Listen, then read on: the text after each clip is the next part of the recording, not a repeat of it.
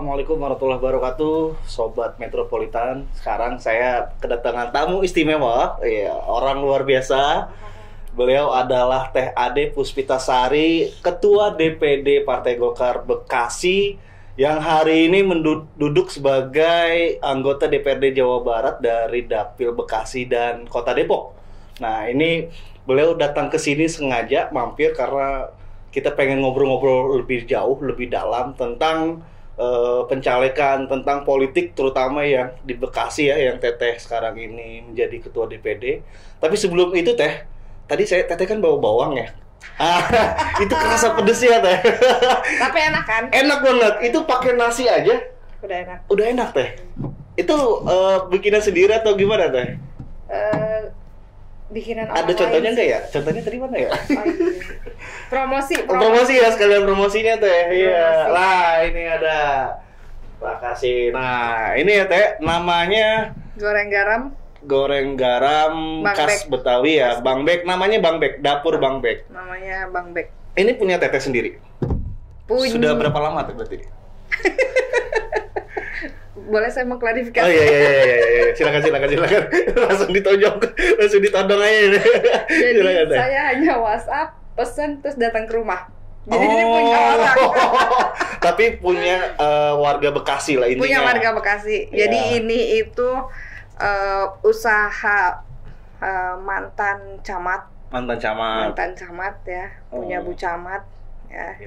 Dulunya almarhum suaminya sudah almarhum. Nah, beliau punya usaha ini dan memang ini termasuk best sellernya di Kota Bekasi kalau goreng garam. Sebenarnya banyak sih goreng garam di Kota Bekasi. Iya. Dari mana aja juga orang Bekasi tuh bikin ini, cuman ini lebih enak bener. best sellernya sih. Karena tadi saya nyoba makan pakai nasi anget aja sama telur, wah itu udah keringetan. Sampai tadi udah huha ya. Karena memang Bekasi itu khasnya juga dengan yang pedas-pedas mungkin ya. Ya, suka yang pedas-pedas. Suka yang pedas-pedas. Iya. Ini saya dikasih ini tadi sama Teh Ade, terima kasih. Namanya dapur Bang Bek. Goreng garam. Ya. Nah, saya balik lagi Teh ke pencalonan, terus kemudian karir politik Teteh lah. Teteh ini kan lahir pada 18 Desember 1985 ya. Terus kemudian meniti karir dari usia yang muda lah. Masih under 40 berarti. Under 40. Nah, berarti kan punya kesempatan sebenarnya untuk jadi cawapres juga ya, Teh. Kan Jadi jangan lupa nomor 2 ya. Iya. Baju udah sama soalnya. Nah, betul, biru langit ya namanya ya. Biru langit. Biru langit ya. Teteh mengawal karir politik itu dari bawah ya. Artinya sebenarnya yang mengenalkan politik lebih awal itu ke Teteh siapa sebenarnya? Dan apa triggernya gitu Teh?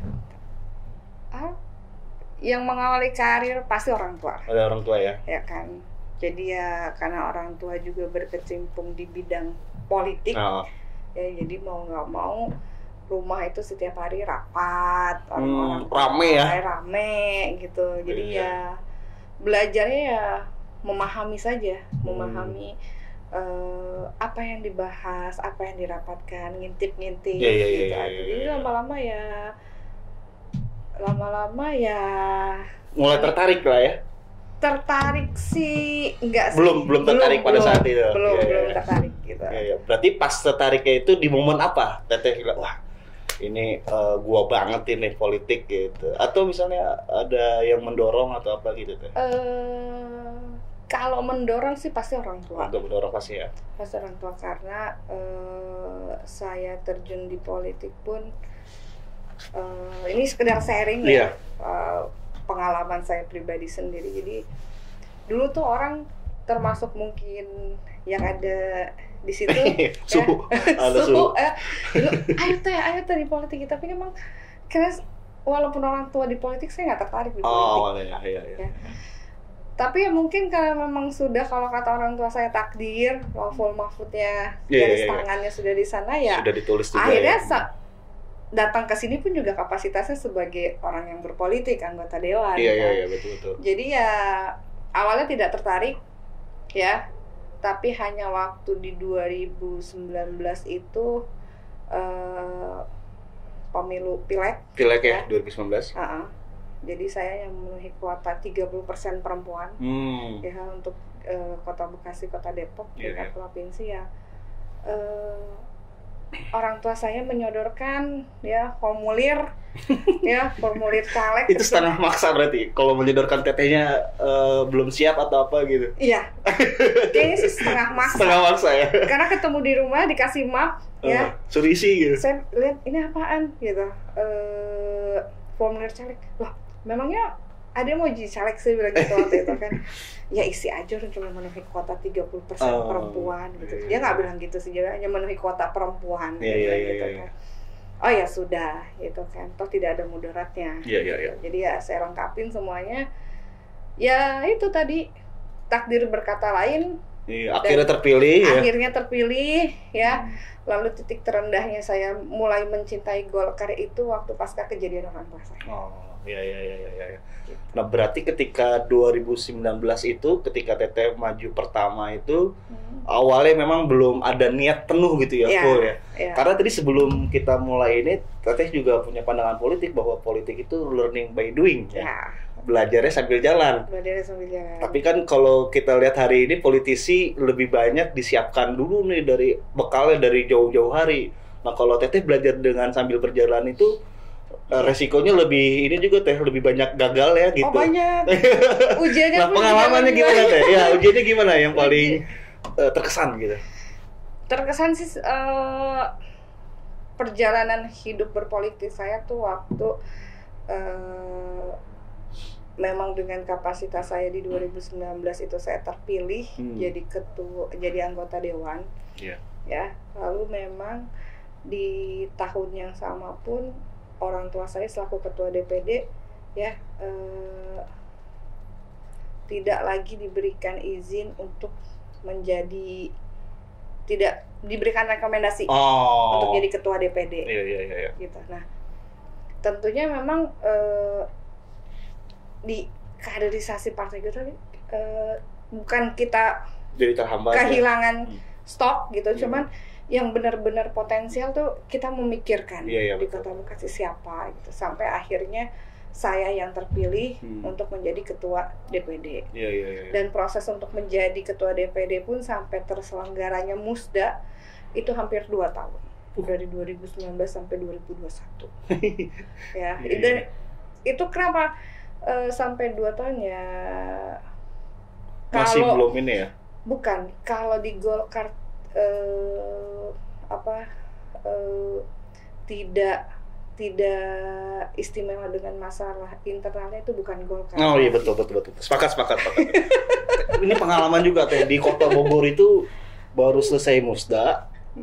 Selang beberapa bulan Musda lup. Lah ini aneh saya juga. Jadi kok seneng banget Musda. Jadi kalau mau mentalnya kuat, pilih partai Golkar.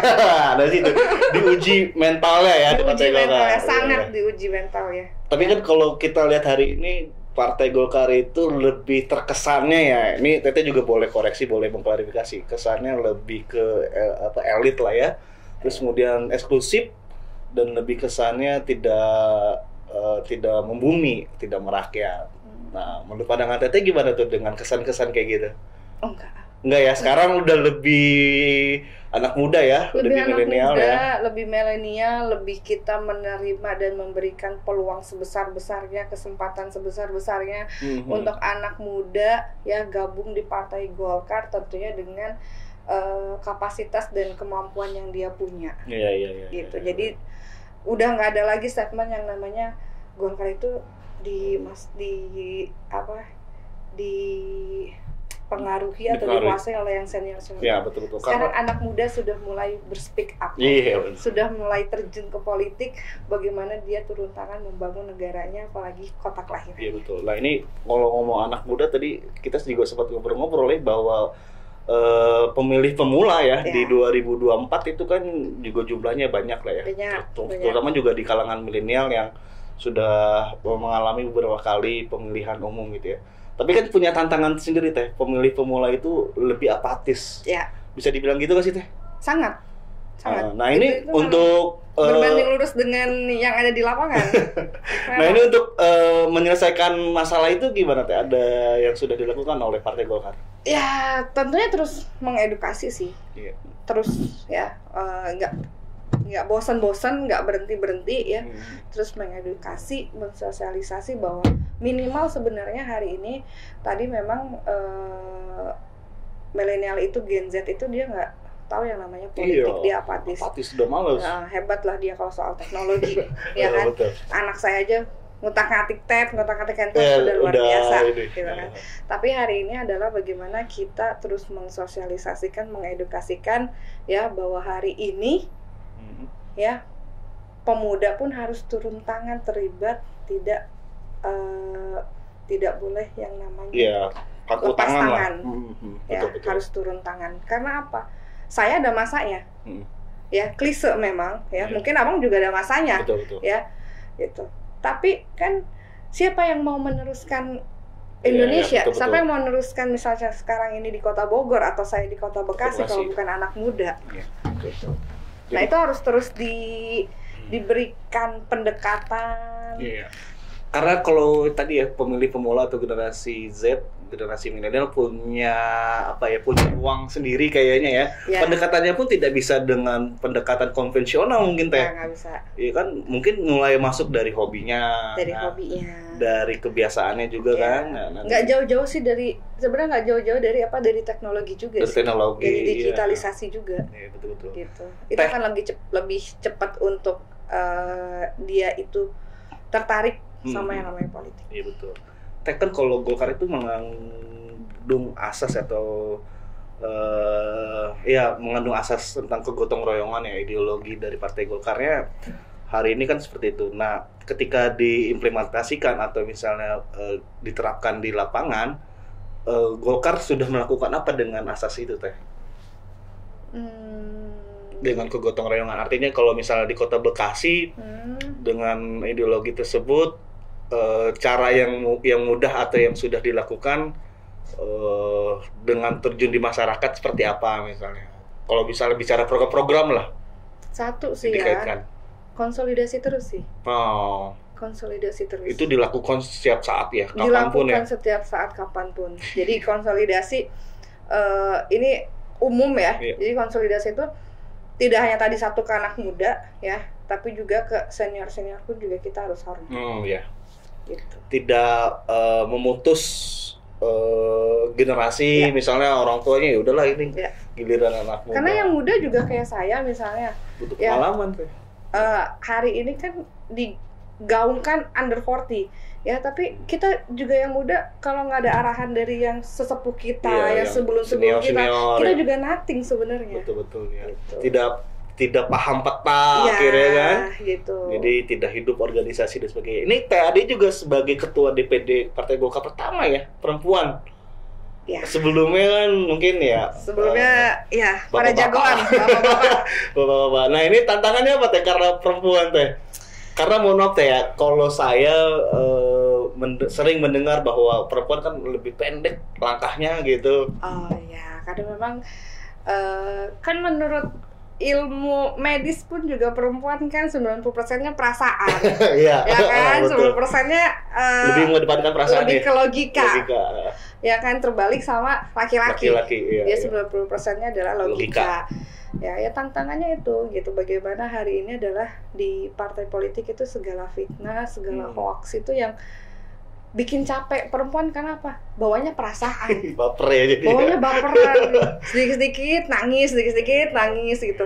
Itu hal yang wajar sih. Saya pun merasakan gitu. Hal yang wajar. Tapi hal yang tidak wajar adalah jadikan itu sebagai motivasi kamu untuk maju. Nah, itu jadi motivasi karena menjadi ketua partai juga selain mengasah mental juga menguji nyali ya. Menguji nyali. Iya, karena kan kalau politik itu 11-12 dengan kaitan dengan hukum, masalah hukum dan sebagainya. Nah ini juga kan menjadi tantangan sebenarnya buat politisi, tidak hanya laki-laki tapi perempuan. Tapi kalau misalnya Teteh sebagai ketua DPD Golkar perempuan pertama, ada nggak perubahan yang nyata yang sudah dilakukan sama Teteh sebagai ketua DPD Partai Golkar Kota Bekasi?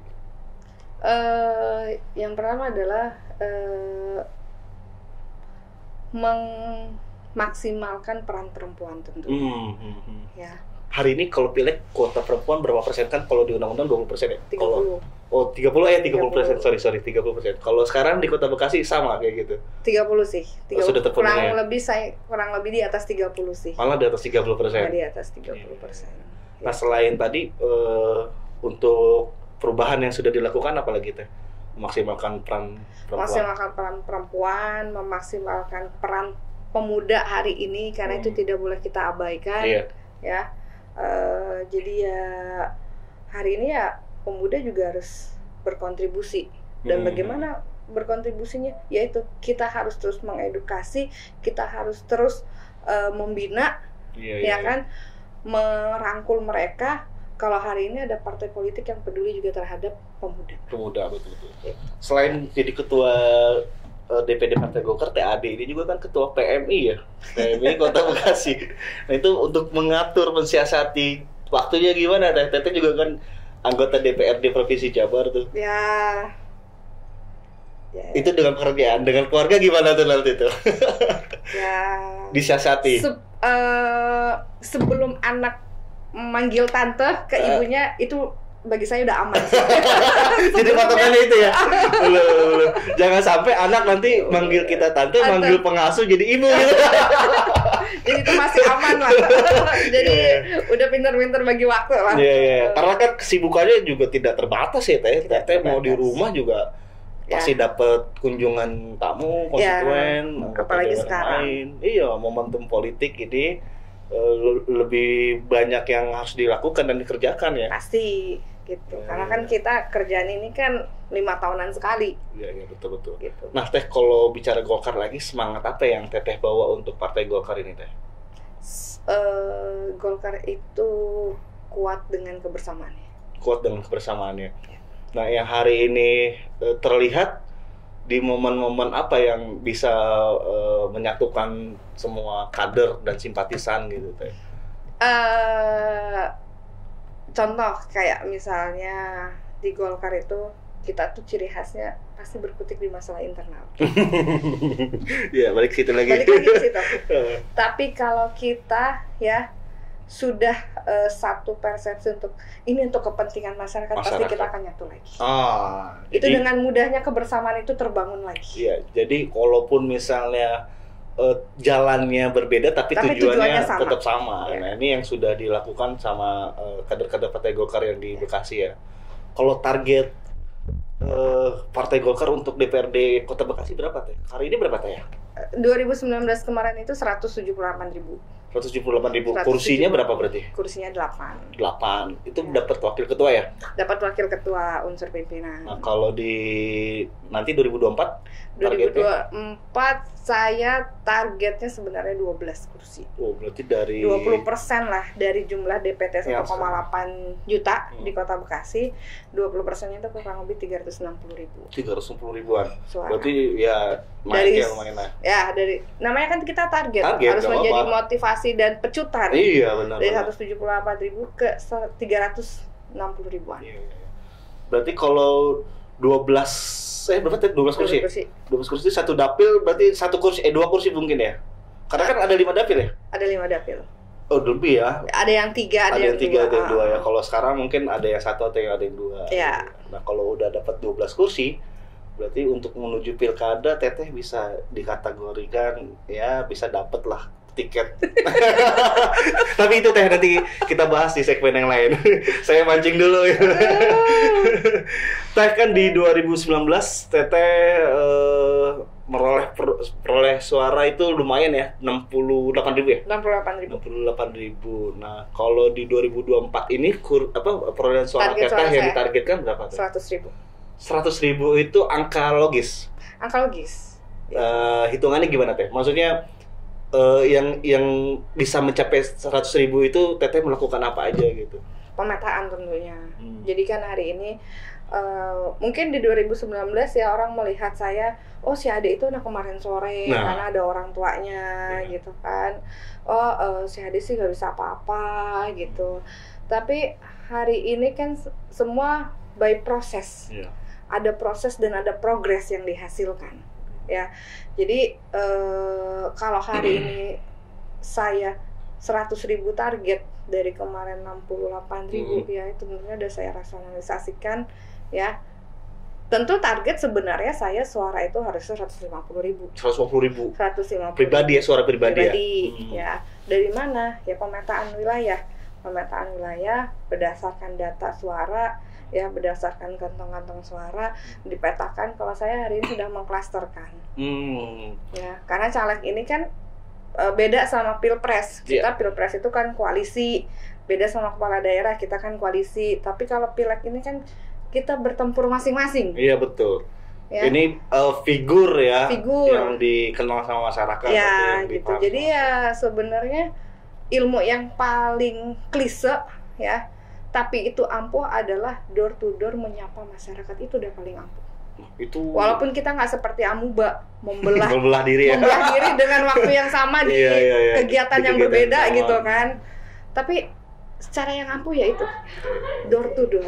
Karena tadi kita sempat ngobrol ya bahwa kegiatan-kegiatan kampanye yang mengumpulkan banyak orang, mengumpulkan banyak massa ternyata juga tidak bisa dianggap tidak efektif karena kan belum tentu juga akan terikat gitu ya secara emosional. Kalau tidak efektif, kurang efektif mungkin. Oh ya, kurang efektif, tapi itu kita asah lagi dari mana? Dari door to door itu. Oh, jadi diperkuat lagi, diperkuat lagi dari roadshow, diperkuat lagi dari kita door to door ke masyarakat. Kemarin kita ngelakuin apa sih? Misalnya kita ngumpulin massa nih 100-200 orang atau 1.000 ya, kan kita ada datanya. Jadi memang hari ini adalah kita kerja berdasarkan data yang tersistematis dan terstruktur. Jadi kalau misalnya kita mengumpulkan orang, besoknya kita ulas lagi, jangan bangga kita bisa ngumpulin 10 orang. Itu akan jadi suara ya? 5.000 orang itu akan jadi suara kita. Belum tentu ya? Belum betul, tentu. Betul. Harus ada, ya tadi diasah lagi. Kayak pisau, ya. Pisau kan kalau kurang tajam. Iya. Bahasa Betawi itu gogol, tumpul ya. Tumpul ya. Jadi ya kalau setiap hari diasah dikit-dikit pasti akan tajam. Iya, betul. Sama juga kayak filosofi batu, tiap hari ditetesin air lama-lama akan bolong. Betul. Gitu. Jadi ya kalau sudah melakukan itu jangan bangga orang akan memilih kita udah aman suara kita. Itu bukan jaminan. Belum tentu ya. Belum tentu. Jadi besoknya tiap hari, tiap saat itu akan diulas lagi roadshow. Door to door. Berarti kan waktunya juga butuh waktu yang panjang gitu. Oh iya, pasti. Dan stamina. Ternyata menjaganya gimana tuh waktu dan stamina itu akhirnya? Ya kalau doping vitamin gitu kan. Terus apalagi air kelapa hijau itu mah biasa, tapi sebenarnya kita harus menikmati dan mencintai kegiatan kita. Nah ya, jadi turun ke lapangan atau ketemu masyarakat itu bukan menjadi beban ya? Bukan menjadi beban, karena kita udah cinta jadinya ikhlas. Betul, kalau jadi beban sekali dua kali udah bosenan itu. Bosenan, capek udah pulang ngeluh gitu kan. Tapi kalau cinta, kalau ikhlas, ya udah habis selesai ini mau kemana lagi? Oh harus kesini. Oh udah kesini kemana lagi? Harus kesini. Sampai ternyata nggak terasa tuh waktu udah jam 11 malam, udah jam 1 pagi. Iya betul. Saya pernah ngobrol sama Teteh tuh sampai subuh. Memang setiap saat kayak gitu juga Teh. Kita itu dari sore dateng, ketemu sih memang malam jam 9-an lah ya. Jam 8 jam 9. Tapi ngobrol ya dari jam 9 itu sampai azan subuh. Kuat banget Teh. Makanya sepanjang sebelum anak belum manggil tante itu udah aman lah pokoknya. Udah aman. Iya maksudnya buat saya ya laki-laki juga kalau udah jam 2 jam 3 mah ngantuk mah pasti ngantuk. Teteh masih bisa seger dan masih bisa fokus ngobrol itu karena biasa ya. Maksudnya udah sering kayak gitu memang. Sudah sering. Artinya ya tidak kagetan lagi ketika nanti pun misalnya jadi wali kota Bekasi misalnya. harus ketemu masyarakat dari pagi sampai malam, sampai pagi lagi gitu ya. Tapi itu nanti kita bahas Teh. Tapi lebih santai enakan legislatif loh. Tapi kan kalau nanti sudah ditulis ternyata Teteh harus menjadi wali kota kan kita juga nggak tahu. Nanti kita bahas di segmen itu dah, segmen khusus lah. Teh kalau kita flashback ya pengalaman Teteh saat bersaing di Dapil Jabar itu gimana Teh? Kan banyak juga ya beberapa pesohor ya di Bekasi Depok itu yang maju di DPRD Jabar. Banyak. Apalagi kan juga walaupun kita sesama warna ya, kalau caleg ini kan pertempuran pribadi masing-masing. Kalau figur saya. Jadi ya tentunya juga pesaing saya kan ketua DPD Kota Depok kan juga beliau menyalonkan juga gitu. Tentunya caleg-caleg yang lain yang nggak bisa dianggap sebelah mata juga, nggak remeh ya, nggak remeh. Dan sebenarnya juga hari ini saya jadi pun juga karena suara yang caleg yang tidak terpilih ikut kontribusi juga ke saya, betul, kan betul, gitu. Membantu. Nah, ketika di Depok waktu itu dapat berapa ya? Kalau di Depoknya aja. Di Depok kurang lebih saya cuma 3.000. 3.000 berarti lebih banyak di Bekasinya ya. Berarti sekitar 65 ribuan ya di Kota Bekasinya ya. Kalau target tadi 100.000 berarti bisa dapat 2 kursi. Kalau tetenya aja 100.000 untuk 2024 belum tentu ya. Tapi kan target di Jawa Baratnya gimana teh? Kan kalau target di Jawa Barat sih Jabar 8 ini Kota Bekasi, Kota Depok harus bisa 2 kursi. Iya, itu kan 2 kursi. Tapi kalau secara suara pribadi saya 100.000 itu belum ngangkat. Iya, untuk belum jadi 2 kursi karena walaupun juga kuota kursinya banyak 11 kursi. 11 kursi ya. Tapi di situ PKS aja udah 3. Ya, yang saat ini jadi ya. Saat ini jadi. Gerindra 2. PDI 2. Golkar 1. Nah, sisanya ini partai-partai yang PKB, PAN. Iya. Gitu. Satu lagi dari partai P3 mungkin. P3 ada kan ya? P3. Nggak ada yang masuk ya? Dia ke Jabar. Jabar berapa? Jabar 7 ya? Jabar 8. Oh, Jabar 8. Iya. Terus kemudian teh dari yang tadi disebutkan 100.000 itu paling besar nanti ditargetkan di Bekasi berapa berarti? 100.000. Di Bekasinya aja? Ya. Oh, saya pikir Bekasi sama Depok tuh 100.000. Iya, memang kan kalau daerah pemilihan itu ini kayak saya membuka dari saya sendiri sih sebenarnya. Tapi nggak apa-apa diumumin aja. Jadi kalau berkaca 2019 kemarin memang ya karena semua orang tua ya, jadi ya fokus dengan di Kota Bekasi. Tapi hari ini pun saya implementasikan juga di Kota Bekasi karena gini, Kota Bekasi itu udah padat, sangat padat. Ya, kalau hari ini jumlah warganya 2,8 juta, 2,8. DPT-nya 1,8 juta, katakan 100.000 aja nggak sampai 10.000, nggak sampai 10%. 10%-nya ya.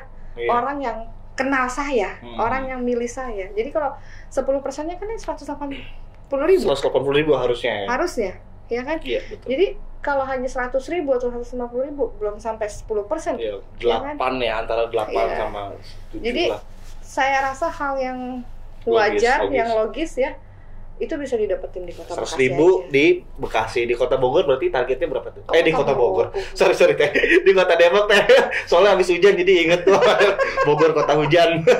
Di Kota Depok berapa teh? Kota Depok ditargetkan nggak banyak sih, saya 10.000 aja. 10.000 berarti total 110 lah ya. 110.000. Iya. Nah, kalau menurut Teteh kalangan mana aja tuh yang nanti akan membantu atau mendongkrak suara Teteh? Ibu-ibu. Ya, kenapa ibu-ibu gitu? Karena pasti bapak-bapaknya nggak bisa ngelawan. Sudah dipengaruhi sama ibu-ibunya. Sekarang contoh kalau bapak-bapak ini bawa mobil, ya, ibu-ibunya ternyata di depannya naik motor, jasen ke kiri, tapi belok ke kanan, bapak-bapak marah nggak? Iya, maklum ya. Jadi maklum. Jadi pasukan darat saya semuanya ibu-ibu. Tapi kan target menyentuh di kalangan pemilih pemula juga sudah dilakukan ya? Iya. Yang sekarang ini Teteh upayakan apa Teh untuk menggait kalangan pemilih pemula ini khusus untuk Teteh ya? Ya, dari ibu-ibu. Dari ibu-ibunya? Iya. Oh, berarti ibu-ibunya tetap punya anaknya. Ibu-ibunya kan punya suaminya. Iya kan? Iya. Itu terpengaruh semuanya. Tapi mungkin ada juga saya mengklasterkan lagi karena memang tidak boleh juga kita bangga atau kita pede dengan satu ibu-ibu gitu kan, kaum ibu-ibu, tapi memang juga kita juga harus buka pintu lain ya, pemilih pemula. Ya. Kita buka seminar pelajar-pelajar, apalagi juga hari ini yang under 20 ya kan, di atas 17 yang baru punya KTP gitu kan. Nah, itu jadi sasaran yang nggak boleh kita abaikan karena itu pangsa pasar terbesar itu. Iya, kan hampir 30 beberapa persen gitu ya? 50% 50% itu ya pemilih pemula di 2024 itu. Iya. Mungkin se-Indonesia kan sama ya, ya kita sama. bonus demografi Iya, betul. pemilih pemula itu. Nah, cara Teteh sebenarnya untuk mempertahankan konstituen yang saat ini ada apa itu yang sudah Teteh lakukan? Klise sih sebenarnya ya, dengan kapasitas yang diamanahkan, terus membantu ya, dan melipat gandakan apa yang sudah diberikan. Kalau kunjungan ketika reses juga apa yang dilakukan Teh biasanya?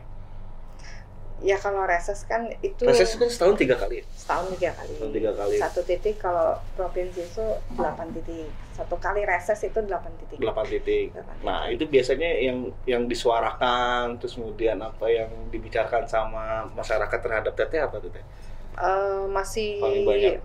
Kalau hari ini selain pendidikan dan kesehatan adalah lapangan pekerjaan seluas-luasnya. Kalau di Bekasi kan dikenal sebagai kota metropolitan ya. Ya. Sama kayak channel kita nih, metropolitan. Tapi kan di sana angka pengangguran juga ya tergolong masih ini ya Teh, masih tinggi ya. Masih tinggi. Angka penganggurannya. Nah, ini kiat-kiat Teteh untuk menyelesaikan, Teteh nggak punya kapasitas sebenarnya menyelesaikan itu, tapi kan bisa melakukan sesuatu dengan kebijakan yang dibuat, entah melalui perda, entah melalui apa gitu ya. Apa yang bisa Teteh lakukan untuk kota Bekasi misalnya? Ya, yang pertama ya mendorong ya, dan mempertegas bagaimana pelaku usaha itu memberikan ruang sebesar-besarnya untuk yang mencari pekerjaan. Dan terutama adalah yang fresh graduate, karena fresh graduate juga nggak boleh dipandang sebelah mata. Tapi yang kedua adalah memberi keleluasaan perizinan untuk hari ini anak muda membangun usaha dia sendiri. Contoh kayak dipermudah dan memberikan kepastian hukum. Contoh kayak anak muda hari ini ya, anak muda sekarang tuh nggak tertarik yang namanya kerja sama orang. Dia pengen kerjanya sendiri. Buka warung kopi. Minimal dia buka warung kopi, atau minimal dia jadi konten creator gitu kan. Jadi memang nggak suka disuruh-suruh kali ya? Nggak suka disuruh-suruh. Makanya hari ini banyak yang orang mental health-nya itu terganggu ya. Lebih rentan ya. Ini saya juga anak-anak muda nih Teh. Di Fajar baru lulus sekolah ya. Tapi udah berapa tahun? 17, 18? Sekarang 19 tahun ya. Dini juga baru lulus 20 tahun. Artinya memang anak muda yang saat ini terbatas yang punya jiwa kayak kita dulu mungkin ya. Semangat kerja sebagainya gitu ya. Lebih banyak sekarang pengen usaha sendiri tapi pengen duitnya banyak gitu. Iya, padahal itu nggak berbanding lurus loh. Nggak berbanding lurus, karena yang namanya berbanding lurus itu harus ada tempaan, harus ada kerja keras, pengalaman. Bahkan kan kalau kata Pak Dahlan itu, habiskan jatah gagalmu sedini mungkin gitu ya. Ketika nanti tua sudah tidak ada jatah gagal lagi, artinya sudah sukses gitu. Oh iya, saya termasuk orang yang wajar kamu gagal, nggak apa-apa. Iya, jangan langsung putus asa. Dan jangan malu untuk gagal itu jadi guru buat kamu loh. Iya, gagal itu kan keberhasilan yang tertunda sebenarnya. Jadi besok kamu begitu lagi, kamu sudah tahu celahnya dan kamu bisa mengevaluasi, terus kamu bisa dengan mudahnya, ya kan? Kamu membenahi diri, jadi kamu tahu fisiknya, kamu bisa menang dengan mudah dari kegagalan itu. Betul. Kan juga guru yang paling baik adalah kegagalan, pengalaman itu. Teh, kalau tadi balik lagi untuk di Dapil Bekasi dan Depok, persaingannya mungkin 2024 juga masih sengit ya. Nah, hari ini tokoh-tokoh di Bekasi yang mungkin menjadi bukan merendahkan atau apa, tapi kira-kira mana yang paling Teteh perhitungkan, yang mana Teh gitu? Apanya? Yang maju di Dapil Bekasi dan Depok itu, tokoh-tokoh di Bekasi atau caleg-caleg di Bekasi yang menurut Teteh ini pasti jadi lagi, atau ini pasti dapat suara banyak gitu. Atau pesaing Teteh yang paling berat siapa gitu ya? Kalau dari 2019 kemarin kan tentunya saya sendiri ya yang terpilih gitu dari Golkar. Nah, kalau hari dari ini dari partai lain juga banyak, karena 11 yang tadi 11 kursi itu dari Golkar hanya saya gitu kan. Nah, hari ini dengan banyaknya anak muda ya kan, dengan banyaknya kesempatan peluang yang diberikan Partai Golkar, semuanya jadi pesaing saya. Semuanya terberat. Jadi hari ini kerja door to door terus setiap hari. Iya. Berarti TAD tidak mau menganggap satu atau dua orang yang menjadi pesaing berat, semuanya jadi berat. Karena kalau kita sudah menganggap enteng, mungkin Teteh udah nggak semangat lagi turun ya. Iya dong. Jangan. Nanti yang ada otak saya tumpul. Jangan. Jadi semuanya dianggap pesaing dan semuanya dianggap sebagai punya peluang gitu ya. Punya peluang. Teh, kalau sekarang kita bicara pilkada nggak apa-apa ya. Ya kan juga Teteh sebagai ketua DPD juga mungkin akan sering dan kemungkinan juga akan lebih intens membahas soal ini. Nah, kira-kira dukungan partai untuk Teteh maju di pilkada potensinya seperti apa, Teh? Teteh ketua DPD ya kan? Ya ketua PMI sudah punya akses untuk ke masyarakat. Artinya punya potensi yang besar dong harusnya. Ya. Dukungan partai sejauh ini kayak gimana, Teh? TAD ini kayaknya masih menahan-nahan ini kalau bicara pilkada. Ya, satu karena kan semua saya sampai duduk hari ini pun di podcast Metropolitan kan juga satu karena tempaan ya. Jadi kalau saya disuruh berbicara pilkada itu kan rentetannya nanti setelah Pileg ya. Ya. Jadi kita 14 Februari 2024 ya, kita coblos 5 kertas suara. Pileg 3 tingkatan. Sebelum situ Teh, tadi 5 kertas suara. Ini juga edukasi. Oke. Pertama yang abu-abu itu untuk presiden. Nah, itu ya, abu-abu untuk presiden. Terus apa Teh? Merah untuk DPD. Merah untuk DPD RI. Ya, hijau untuk DPRD kota atau kabupaten. DPRD kota atau kabupaten hijau. Terus biru untuk DPRD provinsi. Nah, DPRD Jawa provinsi. Barat. Ya, kalau di Jawa Barat berarti DPRD Provinsi Jawa Barat. Jangan lupa nomor 2 Jawa 8. Nomor 2 untuk TAD Puspitasari. Nomor 2 untuk Prabowo Gibran. Oh, untuk Prabowo Gibran. Oh, ini ya. Nomornya sama ya? Iya, sama. Mudah-mudahan berkahnya pun sama. Iya, turun semua. Satu lagi kuning untuk DPR RI. Kuning untuk pusat ya. Oke. Lanjut Teh tadi untuk partai mendorong Teteh ketika nanti wah ini sudah selayaknya kader internal maju gitu. Iya. Respon Teteh gimana itu?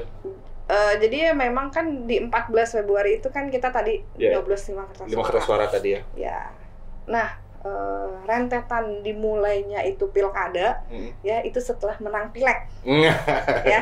Setelah menang di 14 Februari 2024 ya, bukan hari Valentine tapi hari kasih suara. Ya kan? Nah, kita itu nanti serentak juga ya untuk gubernur, bupati, wali kota itu di bulan November. Cuman belum tahu karena hari ini juga penyelenggara baik KPU, baik Bawaslu ya kan masih fokus terhadap Pileg dan presiden. Ya, jadi tolak ukurnya di mana kalau mau pilkada, kalau saya mau maju pilkada, Pilegnya dulu dimenangin. Nah, itu juga berarti menjadi tantangan buat kader-kader Golkar yang hari ini maju ya. Jadi kalau saya ditanya, pilkada gimana Teh? Setelah 14 Februari atau setelah 20 Februari selesai perhitungan suara, baru nanti tanya lagi ke saya kasih tahu jawabannya. Baru dipastikan lagi. Karena kalau maju di pilkada itu harus berapa kursi berarti Teh? Di harusnya Bekasi 20% sih. 20% itu dari 55 ya? 50. Oh, 50 ya. 50 berarti sekitar kita udah bisa gagah lah koalisi dengan siapapun atau mungkin kita bisa maju sendiri. Gitu ya, bisa. Ya. Ketika nanti perolehan kursinya dapat 20% lah ya. Berarti kan berapa kursi ya? Kalau dari 50 sih 20%-nya 10 ya. 10 kursi ya. Nah, hari ini 8. Tadi targetnya aja 12, tapi kalau misalnya syukur-syukur bisa 10 ya bisa 10 biar bisa mengusung sendiri ya. Amin. Jangan nanti amin. Kita. Oh iya, jangan amin katanya. Teh, kemudian ketika Teteh melihat nanti hasilnya kita berandai-andai nggak apa-apa ya, ketika melihat hasil 2024 Februari ternyata Golkar suaranya bagus, terus pimpinan pusat Partai Golkar akhirnya udah kader internal kita yang harus maju. Nah, itu gimana tuh respon Teteh? Ya nggak mau mendahului Allah ya. Nanti aja setelah 14 Februari saya kasih jawaban. Masih belum jawab guys. Belum jawab guys. Belum Kita bisa, menangin ya. dulu pileknya, kita fokusin dulu pileknya ya. Karena kalau hari ini saya sebagai ketua DPD ya, saya terpilih kembali. Jadi kan berandai-andai saya kepilih kembali, tapi kursi caleg kotanya pun masih kurang. Di bawah 20% ya. Pilkada itu tiket yang akan lolos dengan sendirinya. Hilang karena pasti tidak memenuhi target. Gitu. Nah, ini berarti Teteh memberikan motivasi, memberikan semangat terhadap caleg-calegnya untuk mencapai target. Seperti apa Teh yang sudah dilakukan? Sama, konsolidasi. Tetap konsolidasi terus ya. Dan kita memberikan hari ini data apa yang caleg saya butuhkan, pemetaan di wilayah ataukah DPT ya, per TPS, per RW, per kelurahan, per kecamatan itu kita berikan.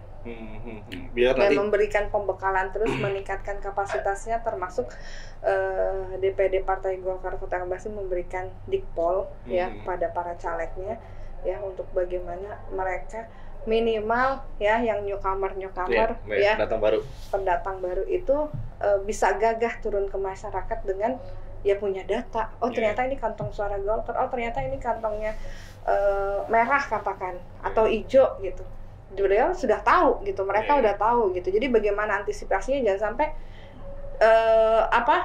mereka ke hutan belantara, ya kan? Alas babat tapi nggak tahu tujuannya. Iya, itu sudah nggak punya peta. Kan data ini kita peta ya kan? Ya. Ternyata di hutan itu apa? Banyak biawaknya, banyak ular keketnya, ular sanca, ular kobra gitu kan. Banyak jadi uncal. Banyak itu apa ya? Banyak kita dimanfaatkan orang, penipuan di mana jangan sampai itu terjadi sama caleg-caleg Golkar. Tadi Teteh menyinggung soal data, selain data caleg juga kan perlu dana ya. Ya. Nah, menurut Teteh hari ini idealnya ketika maju menjadi caleg itu harus punya berapa standarnya gitu. Teteh bisa sebutkan, bisa juga enggak sih, tapi saya pengen tahu aja, pengen dengar kalau Teteh bisa sebutkan. Amalnya ini kan tidak hanya untuk beli suara ya. Tapi kebutuhan modal, pasti, dana juga kan nggak bisa dikesampingan. Pasti. Saya mau maju menjadi anggota dewan, niat mah ada, tapi kan kalau ditanya lagi emang punya dana berapa untuk operasional, untuk APT dan sebagainya gitu. Nah, menurut Teteh gimana tuh dengan tadi dana tadi? Ya tentunya kalau sudah berkomitmen masuk DCT hari ini, dia pasti dengan akan sadar sudah punya yang namanya amunisi. Nah. tanpa harus ngecrek gitu tanpa harus ngecrek, tanpa harus saya uang dari mana, saya nggak punya ini. Tapi hari ini kan proses setahun yang lalu kita untuk merekrut para caleg ya, dari mulai fungsionaris ya, dari mulai bacalek, dari mulai caleg ya kan, dari hari ini DCT. Tentunya kan kita memberi pemahaman dan mereka sudah sadar dengan diri sendiri bahwa menjadi caleg memang ternyata kosnya itu nggak sedikit. Iya, sedikit ya. Dan itu pasti sudah mereka punyai. Iya. Kalau pengalaman ini Teteh bisa jawab, bisa juga enggak ya? Saya pengen tahu aja pengalaman Teteh di DPRD Jawa Barat ketika pencalekan 2019 itu banyak yang dikeluarkan. Ya kalau banyak sedikit itu relatif. Kayak cantik, kayak ganteng. Gak bisa dikulik guys. Gak bisa dikulik guys. Jadi jawabannya masih semuanya dibuat umum gitu. Tapi yang kita pahami bahwa memang betul Teh, selain dana, kita juga butuh investasi sosial ya. Caleg-caleg Teteh tadi kan sudah dijelaskan lebih dari 1 tahun diinventarisir apa yang menjadi kekuatan dan kelemahan peluangnya, sehingga siapa yang layak masuk, siapa yang belum layak. Jadi selain tadi dana, ya investasi sosial juga diperhitungkan ya. Dia sudah berbuat apa di masyarakat dan sebagainya. Oke, Teteh Ade, terima kasih sudah mampir di Studio Metropolitan. Next hasil Februari 2024 ketika Golkar sudah dapat berapa kursi, kita podcast lagi. Oh, nggak mau saya khususnya tentang pilkada ya Teh. Khususnya tentang pilkada karena saya menarik nih mau ngulik tentang Teteh yang siapanya maju untuk jadi wali kota Bekasi. Kita lihat saja nanti, mungkin ya itu kita juga nggak tahu ya Teh. Mungkin Allah sudah berkehendak gitu kan, ya kita nggak bisa melawan itu. Sekali lagi terima kasih Teh Ade, Sama-sama. jangan kapok-kapok mampir di sini. Nanti kita ketemu lagi. Terima kasih. Assalamualaikum warahmatullahi wabarakatuh. Waalaikumsalam warahmatullahi wabarakatuh.